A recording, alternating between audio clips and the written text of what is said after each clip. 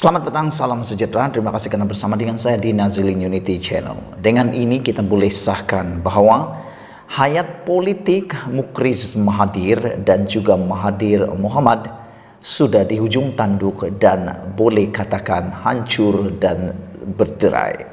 Tidak lagi boleh buat apa-apa, mati di tengah jalan. Bahkan saya boleh katakan bahwa hayat politik, riwayat politik khususnya Mukriz Mahathir sudah tidak ada harapan lagi. Mungkin Anda tak setuju, tetapi mungkin Anda perlu mendengar keseluruhan ulasan ini, barulah Anda mengerti mengapa hayat politik Mukriz dan hayat politik Mahathir Mohamad benar-benar telah pun sudah di hujung tanduk dan sebenarnya hancur dan tiada harapan lagi. Sebelum saya teruskan ulasan pada petang ini, jangan lupa tinggalkan komen Anda, tekan butang subscribe, itu percuma dan Anda mendapatkan notification dan juga ulasan-ulasan terkini daripada channel ini. Ada beberapa penganalisis politik dan pemerhati politik mengatakan hari ini bahwa padan muka dengan Mukriz Mahathir dan Mahathir. Saya tidak berani mengatakan begitu, tetapi ramai pemerhati kata padan muka Mukriz dan juga Mahathir Mohamad. Kerana mereka sebenarnya sudah tersilap langkah, terutamanya Mukriz Mahathir apabila beliau sebagai presiden terkini kepada parti yang dianggotai beliau, yaitu Parti Pejuang, yang mana Mahathir Mohamad telah pun keluar daripada Parti Pejuang tersebut. Mukriz telah mengambil langkah terburu-buru.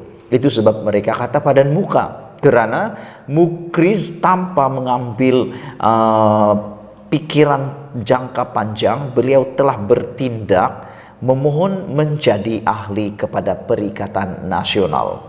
Mungkin di dalam benak, dalam pemikiran Mukriz Mahathir ialah kebangkitan Perikatan Nasional di Kedah dan Perlis khususnya boleh membantu untuk menghidupkan semula saki-baki peluang beliau untuk mahu bangkit semula dalam arena politik Malaysia, khususnya selepas kalah teruk dalam PRU 15 baru-baru ini, yang mana beliau terpaksa akur sehingga deposit ataupun deposit beliau sebagai calon pada waktu itu lenyap dan hangus. Dengan itu, pada pendapat saya, mungkin Mukriz dapat melihat bahwa peluang ada datang daripada Perikatan Nasional untuk dapat membuat dia bangkit sekali lagi, untuk ada harapan kepada beliau untuk menang di Kedah, khususnya di Dewan Undangan Negeri yang masih dipegang oleh beliau. Namun seperti kata para pemerhati politik dan penganalisis politik petang tadi, mereka kata padan muka dengan Mukriz kerana tersilap langkah. Permohonan Mukriz Mahathir untuk menyertai Perikatan Nasional yang beliau jangka menjadi talian hayat kepada komitmen dan kepada hayat politik beliau, akhirnya berkecai, hilang entah kemana begitu saja. Ini gara-gara apabila Perikatan Nasional sah telah menolak permohonan pejuang untuk menjadi ahli kepada Perikatan Nasional.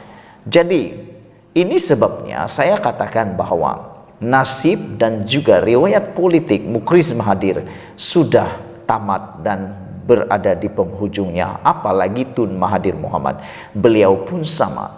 Kalau pejuang pun ditolak oleh Perikatan Nasional, ini kan pula parti dalam gerakan Putra. Kerana kita dengar Putra juga ada keinginan untuk menyertai Perikatan Nasional ataupun bekerja sama dengan Perikatan Nasional.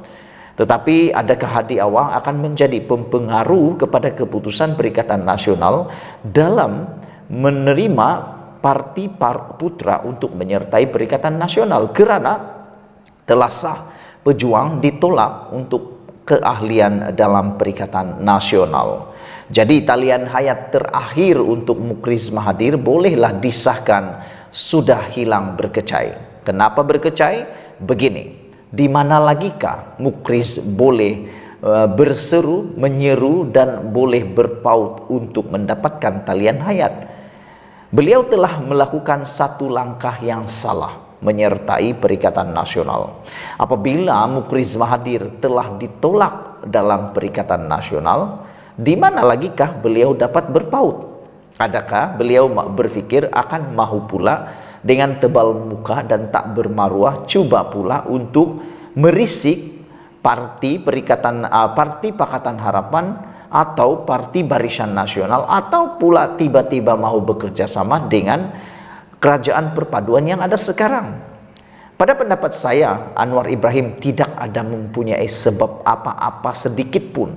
Barisan Nasional Zahid Hamidi pun tidak mempunyai apa-apa sedikit pun sebab untuk menerima Parti Pejuang menyertai parti mereka, karena dalam Parti Pejuang tidak ada satupun ahli parlimen dalam kawasan itu atau dalam parti itu, dan hanya ada ahli Dewan Undangan Negeri, itu pun belum tentu akan menang dalam pilihan raya akan datang ini.